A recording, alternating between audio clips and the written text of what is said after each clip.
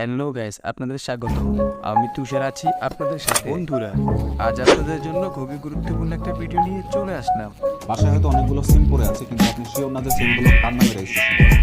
এক্ষেত্রে কোনো সিম হারিয়ে গেলে রিপ্লেস করাটা হয়তো একটু কঠিন হয়ে যেতে পারে, অথবা হয়তো আপনি রিপ্লেস করতেই পারবেন না। আবার এমনও হতে পারে যে আপনার নামে রেজিস্ট্রেশন করা সিম অন্য কেউ চালাচ্ছে, এবং সেক্ষেত্রে ওই ব্যক্তি ওই নাম্বার দিয়ে যদি কোনো আইন বিরোধী কাজ করে, তাহলে কিন্তু আপনারও তাহলে করার সম্ভাবনা থাকে। সো আমাদের সবারই উচিত নিজ নিজ এনআইডির আন্ডারে কোন কোন সিমগুলো। চলুন ভিডিওটি শুরু করি। আমাদেরকে ফোনের ডায়াল প্যাড ওপেন করতে হবে, দেন এখানে টাইপ করতে হবে *16001#। তারপর এটাকে ডায়াল করতে হবে এবং যে কোনো সিম থেকে করা যাবে, জেপি, বাংলা লিঙ্ক, এয়ারটেল, যে কোনোটা হতে পারে। এবং সার্ভিসটা কিন্তু কমপ্লিটলি ফ্রি, কোনো অপারেটর থেকেই টাকা কাটবে না। তো আমি ডায়াল করে দিলাম, দেন এরকম একটা ইন্টারফেস আসবে যেখানে লেখা আছে please enter the last 4 digit of your ID. ID মানে বেসিক্যালি আপনার এনআইডি, পাসপোর্ট বা ড্রাইভিং লাইসেন্স বোঝানো হচ্ছে। সো রিপ্লাইতে ট্যাপ করে আমি আমার এনআইডি এর লাস্ট 4 ডিজিট দিয়ে দিচ্ছি।